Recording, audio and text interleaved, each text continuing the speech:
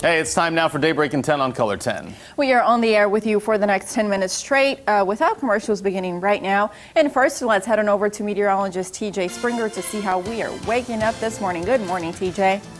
Not waking up as snowy, guys, that is for sure. Good morning. Thank you. If you are heading out early on today, expect a cold commute, but I think a lot smoother of one compared to what we saw yesterday. Still seeing some of that lingering snow here in downtown Springfield and Park Central Square. We're going to keep that around today, holding our temperatures down a little bit. Still some lingering low-level cloud cover, too. The stratus deck going to stick with us through early on this morning, but trying to see it break on up with high pressure situated to our north and east. And with that southeasterly breeze tapping into some of that drier air where it is, pumping it right back up our way. So I think we'll see this diminish on up as we head through our mid-morning. Temperatures are cold, though. 23 at Lake Ozark, 24 at Fort Leonard Wood, 24 in Harrison, middle 20s also in Branson, MO Network, 26 in the metro. It feels a bit worse when you factor in that wind, more like the teens for some of us, like Lake Ozark, 17 degrees. So make sure you grab that heavier coat if you are heading out early on today to work and or school. If you do have school and you're not delayed here this morning, we'll pop right back into the upper 30s, a little below average for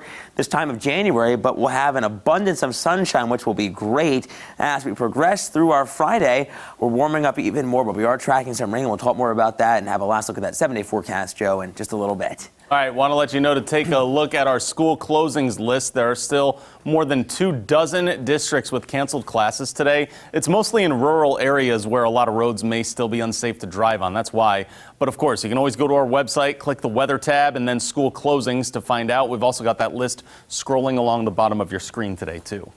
We have some breaking news to tell you about this morning. A death investigation is happening in a neighborhood just west of the Springfield-Branson National Airport this morning. Nija McDonald is at the scene with the latest. Nija, what can you tell us right now? Yeah, Jen, well, good morning. The Greene County Sheriff's Office says it was responding to a burglary in process at the 6000 block of West Hawthorne Court. And when they arrived on scene, a male inside the residence was found deceased. Now, no other details were given into how the man died or if he was a resident in the home or a suspect in the alleged burglary. We can tell you deputies are also blocking off a part of Farm Road 103, and that's where you see behind me right there, and have taped off an area around a truck in a ditch. Now, they have not said if the two scenes are connected in any way, but as always, we will continue to follow this story and bring you updates at midday and ozarksfirst.com. Reporting live in Greene County, Nija McDonald, Ozarks First. All right, thank you for the report, Nija. The state of Missouri will celebrate its bicentennial later this year. Missouri State is joining the celebration with a year-long free webinar series called Missouri and MSU, A Shared Past, A Vision for the Future. Head of the MSU Foundation, Brent Dunn, says these virtual events will work to engage people on the state's history as well as what the future holds. Topics are things like agriculture, healthcare, and education. He believes it's catered specifically for the history buffs of the state. Missouri State was a part of Missouri's history for 116 years, so we weren't there for all 200, but for the majority of it, Missouri State and education has had a great impact on all these areas. Well, we'll touch on history of these different areas in Missouri, but it's really what's going to happen in the future of it. The webinars are an hour long, with most taking place from noon to 1.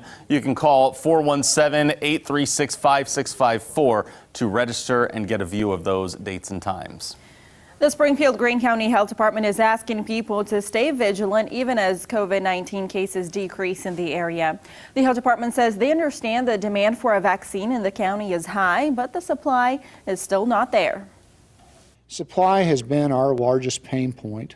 I don't think that that's especially surprising. This is the largest vaccination effort in United States history. This is very analogous to testing and how that was in the beginning. Please recall, we didn't have enough testing.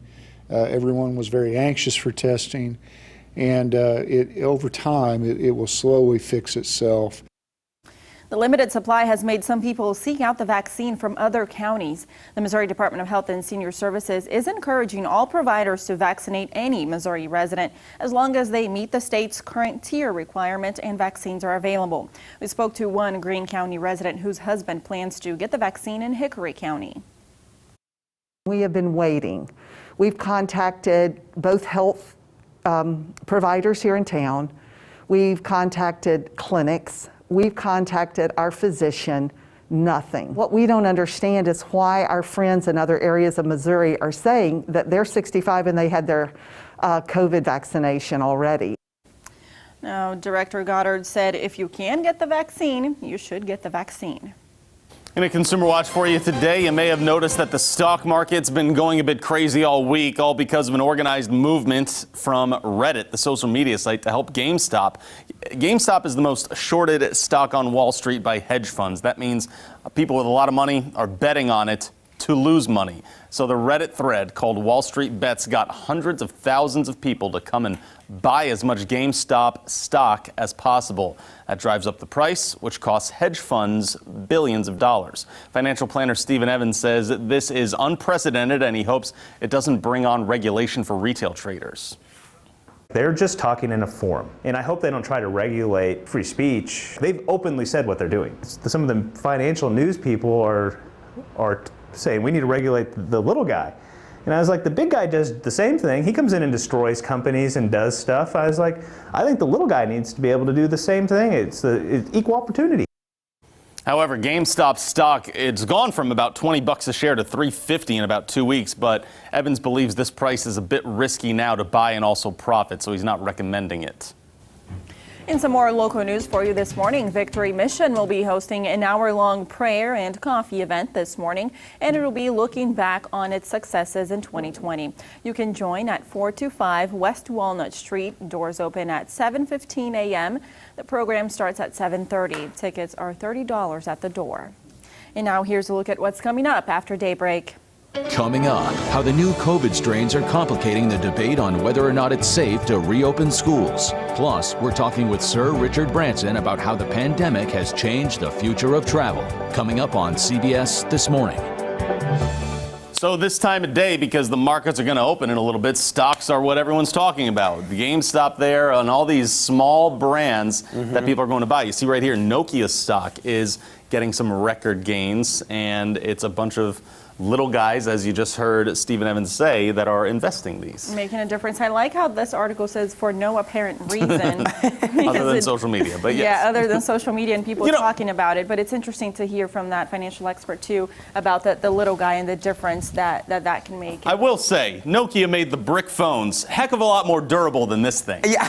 It's all right. iPhone, I love you. You're great. Yeah. Android, the same. But if I drop this, it's done. Yeah. Those Nokia bricks we could play baseball with. Right? Go throw it out in the yard, put it in the sandbox, it'd be great. Yeah. My parents Just had one of saying, those. guys. Just saying. How are we looking today? We are going to have some more sunshine, guys. Milder tomorrow, but our next storm system brings some rain by the first half of the weekend. All right, TJ, thank you. Thanks for starting your day with us here at Daybreak.